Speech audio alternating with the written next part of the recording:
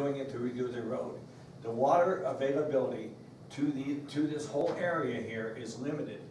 We need a well or an access to water for us, for the ranchers, for everybody, so that they can access some of that. My question would be to Western Oil, with any agreement we make, is that the first thing they have is that they provide us with water accessibility. In other words, if we have to drill a water well, they pay for it, they do it. But in the end, it reverts back to White Pine County, to our road department, for multiple uses. But as we ratify with no water agreement in here, and we're hauling water from Ely or wherever we are, it's doing nobody any good, because one truckload of water is just enough to do, what, 50 yards? So anyway, we need to get some water out to that side, or in that general area. Now, I don't want White Pine County to pay for it. These guys did the damage. They, in an agreement, if we can do it, will drill us a well, cap it, and it'll be used in perpetuity by everybody. Because right now, this whole general area, excuse me, is got no water for anybody, WPO 4 or 5, no area out there without hauling it. So before we ratify anything or make any agreements with Western Oil, it has to be, in my opinion, it has to be in place that they provide us some type of water accessibility in that general area. And it reverts back to White Pine County. Mr. Chairman, Yep. on item 4, as it pertains to the closure of 1177, I do have a long-term plan to get that road open in a good condition, but it's not in the immediate. So first we have to address the immediate, the access, the cap road, etc. The long-term plan for 1177 is a 3-step dance. And this is what I want to pursue. I do want to pursue BLM to get the area to put a well. We had started the application up by Highway 50 before. I want to pursue that. Second step is to, like, we lease our water rights to other people. We want to obtain, I have some ranchers that have water rights that would be willing to lease it to the county for a water right at that site. And the third step dance is, this is in the benefit of Western Oil's long-term exploration plans, however long they're going to be here. I haven't had that conversation yet, because we're just doing damage control right now, trying to get everything set.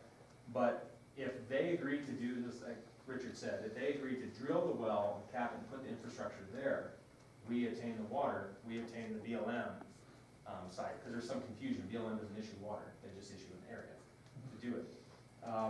Then we have this water that benefits ranchers, benefits the county, and benefits Western Oil. Okay, so it's a long-term plan, and then once we have that water in place, then it's just a matter of having sufficient gravel, and we can get that top section of 1177 done, finished, and stabilized, and that would benefit Western Oil because it's a shortcut to the pad. So it brings everyone to the table and benefits everyone. So a win-win for 3 different entities and the public, general traveling public. But that's a longer-term plan. It's going to take me a little bit. It's probably going to be a year and a half in the making. But I just want to say there is a plan after we close 1177 how we're going to get it open. Also, for the public that knows, even after this resolution is passed, they can still be granted access, especially if you're in a light truck or whatever. You just call Martin or Bill, and you can get verbal permission across that road. It's just closed to heavy equipment, closed to Western Oil's use, pretty much. Okay. Did you want to address the concerns from Mr. Adler on behalf? I'll see if they're on Zoom, if anyone from Western Oil is on Zoom. James is on there, but in the letter that came out on Monday, it says that he's indisposed. Mr. Adler's on there as well. Yeah. Calling on Western Oil to address this email. And my concern is He's going to speak, Lori, please. I didn't hear him. Sorry. Okay. All right, are we all? There we go. Yeah. Go right ahead. Hopefully y'all can hear me. My name is Will Adler, and I'm here speaking on behalf of Western Oil today. Having a good day, I hope. You know, in this agreement, I think everything looks actually pretty squared away and pretty good. Just the bond language, or just identifying is the bond, the current $300,000 bond, just moving over, and then, you know, how's it get returned? It was basically the only question that they had from their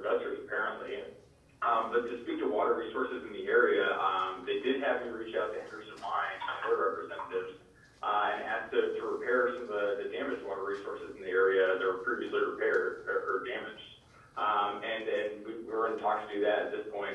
And then as far as Commissioner Howe's comments about the well, sort of on the corner there of Highway 50 and 177, I think it's something that it would be in everyone's benefit to do, and they agreed to do it at one point, would do it in the future. And so I don't know if this is intentional or insightfully done by your county manager, but this does appear to be a road permit for the exploration of oil and gas there. I believe they would probably need a new road permit when they get under the production of oil and gas, right?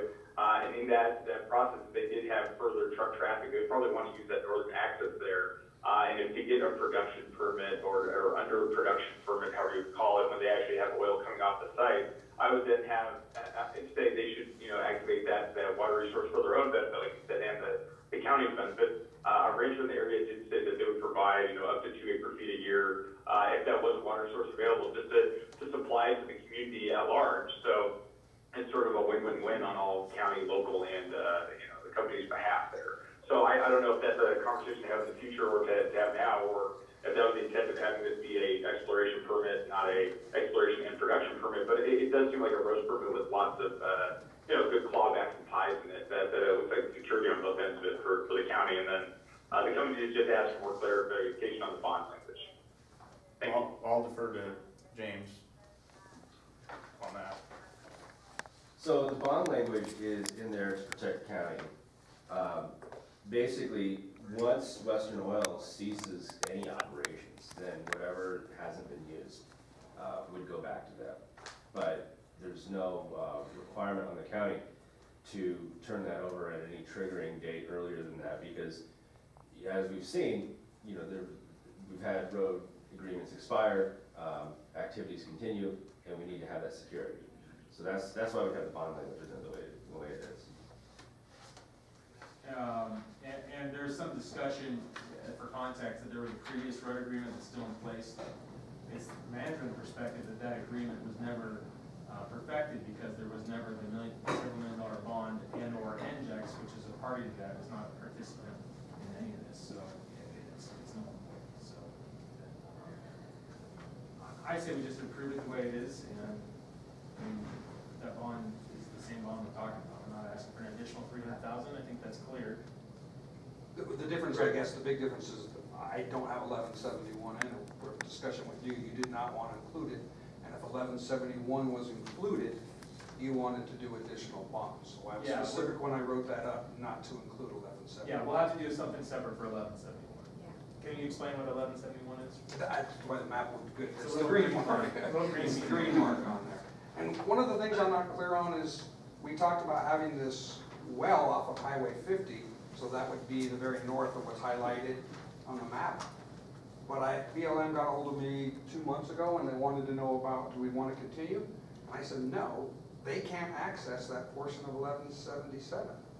Their permit now requires them to go all the way around. So I didn't see it in my mind, why would they want a well that they can't use it to get to their site? I mean, it made no sense. I think if there were water there, we're talking a year and a half from now, they'd have time to work with the BLM to get access once everything else is in place. That's the way it's supposed to work, right?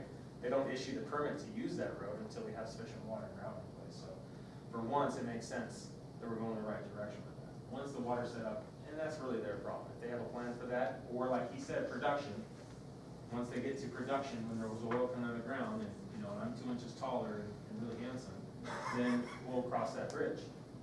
But, whatever. Listen, one more thing, I need, Will, while you have it on the phone, you need to check out County Ordinance 17.88.005. Okay? 17.88.005. This is our special use permit process, and I should tell you, we haven't had this hearing with Western Oil to comply with this special use permit. So you guys are still in danger of that. And that needs to be addressed pretty soon. Section B. Can I ask a question? Excellent. I will look into that. Is this Western Gold / oil? Is it Western Oil / gold? Or is it Western Oil / gas? I mean, those words oil, gold, and gas have been used. Interchangeably. Yes, and I want to be sure that this is definitive, that this is who we are dealing with. When they sent Martin and I a road assistance agreement, because we were trying to get this done prior to, we sent them an email in early May, this is what I believe needs to be on the assistance agreement, and they sent back an assistance agreement. That was the verbiage they used, exactly how I put it in this agreement. They put Western Gold / Western Oil Exploration, so I just copied what they had put in the assistance agreement they sent a month and a half prior. So it is one company. I can't answer to that, I have no Mr. idea. Adler, can you answer that? Is this one company, is this two Well- companies? Will Adler, for the record, as far as I'm aware, it is one ownership group of these two entities. I believe there is two LLCs, possibly one for Western States Gold Exploration and Western States Oil Exploration, or maybe not. But I know they've identified as both in the past. They are the single ownerships, claim both today. James and his crew are the same as before, but it seems Western Gold has turned into Western Oil, as far as the timeline goes, what I have observed. If you go to the recorder's office and you look at all the liens of the people they owe money to, it's all Western Oil. So the way that we look at it from our perspective, and I think this started under you, is, so say we have a charging document and we have a person that uses two names, we put both names in the charging document. So essentially, what we're doing by identifying Western Gold and Western Oil is whatever you are officially, we're identifying that both of these names cover that entity that we're working with. How are those assets are titled? To poke a hole in the ground to look for oil, they need the oil. That's how they shortcut that. And to move dust and dirt around and do those other things, the permits are easier if you're gold. So they have the two different entities to help them navigate the federal regulations and state regulations. In my business, when I go for a business license, if I have start another business, I don't get to just say, well, I already have this business license, so I'll just be able to operate this business under that business license. Requires me to give me a second business license. Otherwise, I can bounce back and forth and nothing's enforceable. If there's two LLCs, it seems to me we need two agreements for this to be enforceable in any way, shape, or form.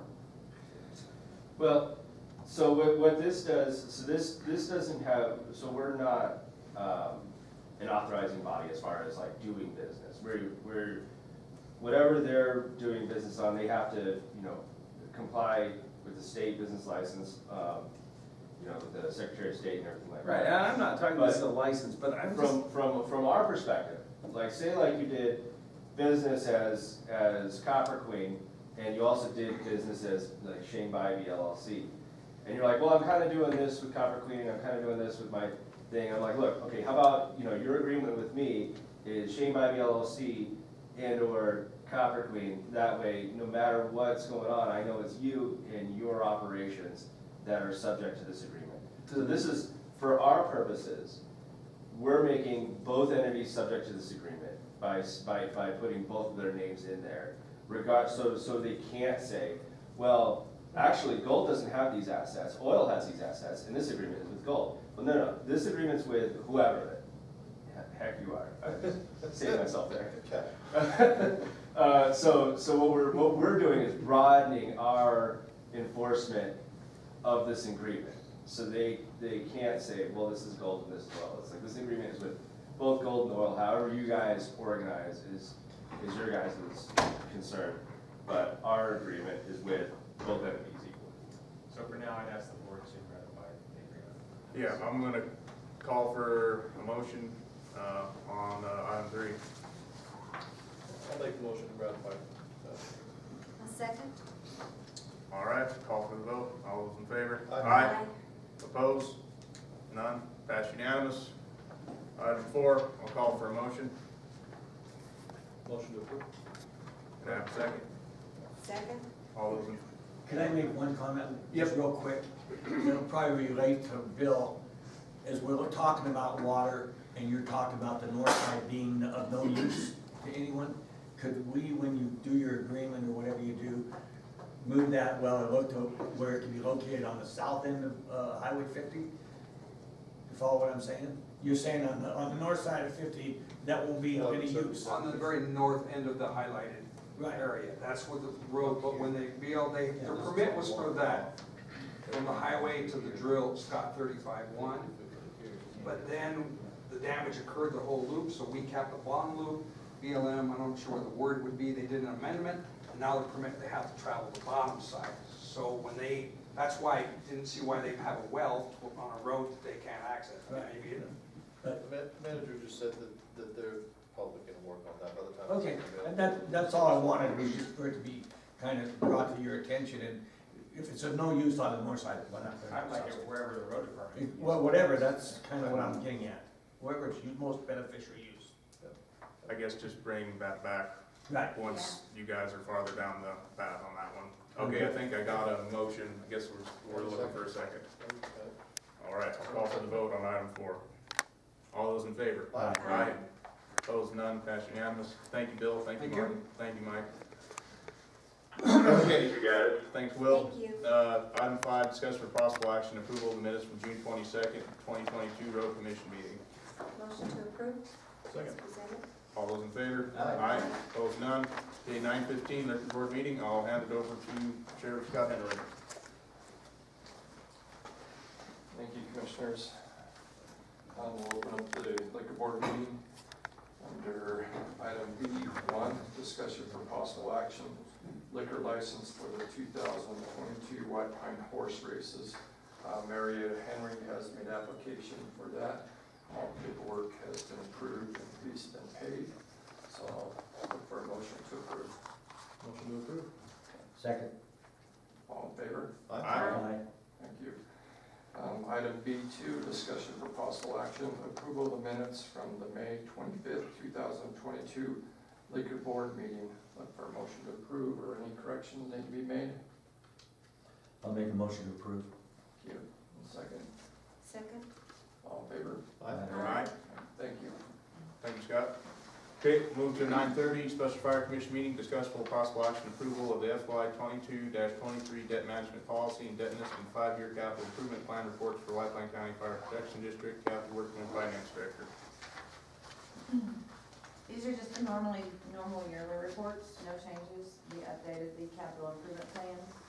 They are dated as of 6/30, so Elizabeth did sign those reports. Motion to approve. Right, can you get a second? Second. All those in favor? Aye. That's unanimous. Okay, 9:45, discuss for possible action, approval of the agreement to retain RCG Economics to research and study the utilization and economic feasibility of the ski casino industry in White Pine County, and provide a comprehensive report detailing the methodology and findings with recommendations for an amount not to exceed $39,000, with funds coming from the county manager's economic development budget. The UNLV Center for Business and Economic Research, CBRE, will review the casino hotel methodology data and assumptions used by RCG in the study. Ian Bullis, County Commissioner. Yeah, this is, been talking about this for a while. This is the next logical step in pursuing, getting a, hopefully, a world-class ski resort, brought to our community. It was, it's been my intention all along to pursue opportunities to diversify our economy, so that we're not worried about, the price of copper or whether or not there's a maximum security prison, those kind of things. So the next logical step is we need to have a credible expert tell us whether this is a good idea and whether it makes any sense. And if we can get the stamp of approval on that, then we can start to pursue developers and investors to really take a look at this. Chairman, if I may, I'm a little hesitant on this. It's, there's studies that have been done by UNR, Tom Harris, in the past. And I know it's a new day. I know it's a new day, but right now, I personally feel like that 30 not to exceed needs to go towards infrastructure and housing. Because even if you build that, of course it would take a while anyhow, we need to have some infrastructure in place. We need to have some homes, And, like I say, I think that we need to take a look at what's already been done. And I don't know if that's on the UNR website or not. I know that there is probably going to be, the work that's been done through EDC in the past, and that probably is in the Conex box across from the admin building. But I'm just, you know, I think it's been, first it was done by Gary Sprouse, and then when that fell through, then it was brought forward by Kenny Highbaum, and then that fell through. And so, not that this might not be a new day, but I think that the position that we're in right now. The one with Sprouse fell through because he wouldn't come to an agreement that was reasonable with the BLM. I mean, not because of the lack of feasibility of the project. And this one is very different because what we're looking at doing, what they are looking at very specifically is the gaming side of this coin, which was not included in any of the projects previously. And it's the gaming portion of this that takes the potential profitability and return on investment to very reasonable levels. And I don't know if our consultant, Mr. Cohe's on the phone, he can maybe speak to that a little more if you have any questions for him. I just, with it being in a drought and other areas having to make snow, I think that the timing is a little bit off. We've But done the research, that's we've my- looked at it, the resources are there. But here's the thing, here's where the difference is. We've had experts come and take a look at this and identify it, but it's all been done for very little money and for, you know, they're just giving their opinion. This is stepping into a more serious area where we're actually getting experts to say, yes, this thing is here, yes, we can do this. So you guys have before you a report put out by the consultant. The resources are there, the power's there, the water's there, the technology's there to make the money. The part of the mountain is a very perfect part of the mountain in terms of elevation, in terms of the way it's facing. Everything that needs to be in place is there. What we don't know is whether or not there's a customer base to have it make any sense. And I agree with you with housing. The problem with economic development in our particular community and probably others is it's a chicken and the egg issue. If we don't have an industry, no one's going to move here and they won't buy the houses we build. If we don't have houses, it's hard to get industry to come here and bring people for the house. I mean, it's definitely a difficult thing, but this is something we have momentum on. 36 grand is not going to do us a whole lot of good on infrastructure or housing, and it's within our budget, within the scope of what we, 39 grand, excuse me. It's within the scope of what we set that money aside for, and this could change everything. This could, I mean for the better. If we move forward with something like this, it could be a really amazing step for our community. Mr. Chairman, can I speak? All right, we'll go to you and then we'll go to Shane. Okay, Shane, you were first, go ahead. No, I've already. Yeah. I have two responses to this. Number one, it's our responsibility to expand our diversified income and strategies around White Pine County. Okay? $39,000 is not a lot of money in the big picture. But we need professionals. It's just kind of like we did with the Justice Center when we got a lobbying group to show us, to help us navigate through the system. Because none of us, or at least I can say for myself, I do not know all the ins and outs of this. I do know that we want to make White Pine County a better place to live. Okay, that being said, I agree with Ian on that, and I think 39,000 is an attainable fee. But that's my second part. The $39,000, can we ask some other entities that are involved in economic development, so maybe we can split the cost? Can we get the Turn Rec Board? Can we get economic development? Can we get whoever else is on board to kind of spread this 39,000 out? Or is the 39,000 just White Pine County's contribution to this? I think we should explore every possible avenue to make White Pine County go forward into the next decades beyond and beyond. And I've done that with the pump storage and everything else. As we grow, we need to make different things available to the community and to create jobs and do whatever. So we need to really explore all the avenues, and because we're not professionals at it, we need a professional to see. And I don't know if this is gonna work, but at least we'll have somebody telling us, is it possible? I, for one, don't have the expertise, but I do wanna make White Pine County grow. I wanna make our property values more, I wanna make our jobs expand. So for us to put a few dollars into something in the beginning, I think is a money well spent. But the second part that I had, can we maybe split the cost somewhere? Okay, it's $39,000, but maybe somebody else can pay. I have a half answer. Okay. Because I sit on the board and I don't act independently of them. Okay. But I can generally say that our tour and rec department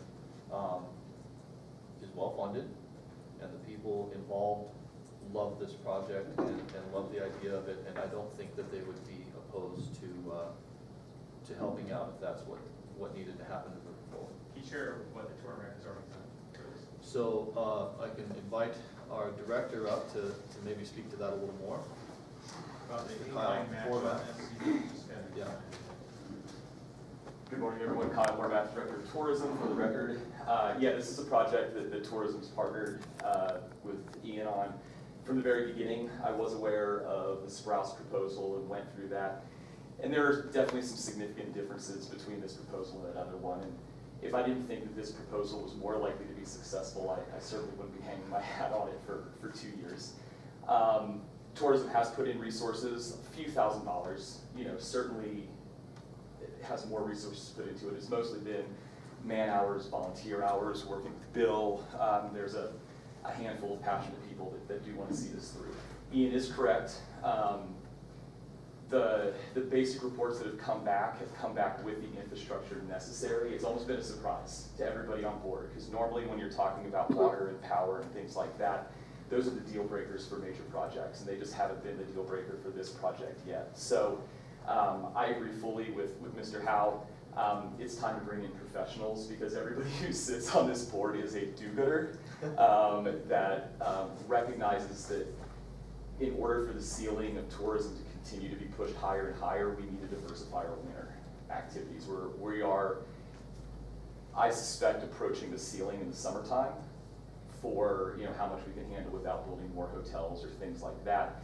But in the wintertime is where there's the most potential to grow, and I think you could probably talk to Shane and any other hotel owner that the occupancy rates in the winter are significantly different than what they are in the summertime. So I can say again, without working independently of my board, tourism does support this project and would have the ability to put some resources into it, and I certainly open the door fully to anybody on the council that wants to join in on this and collaborate on trying to see this move forward, as well as anybody else in the community as well. So I guess that is me saying, yes, we are behind this one and we do support it, and there would be some resources that we would be happy to partner with the county on to get a more professional proposal, because when we do go out to try to convince developers to come in, our 2-page document is not going to be as polished of a selling point of what they're looking for. We do have to bring in somebody that can create a product that is much more sellable.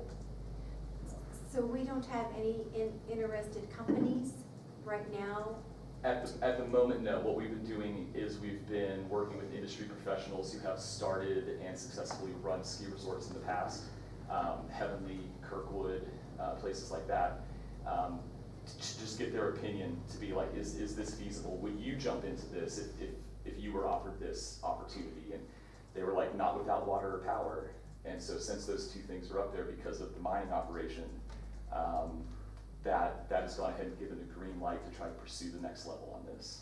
Have you gone forward with discussion with the city of Ely in regards to partnering in any way also? Because that's where they would be, and that would be a reasonable partner to bring in on all of this. I think it would be all entities, but the answer to that question is no, not yet, because I feel like we're just making that first step right now, having gotten through the initial steps that we've taken so far, and now be doing things like this, coming in front of you, going in front of the city, and asking for that partnership. I haven't changed my mind. I mean, I think it's a great idea. What's it, Tim's online? Apparently, Mr. Kobe's online, if you guys have questions for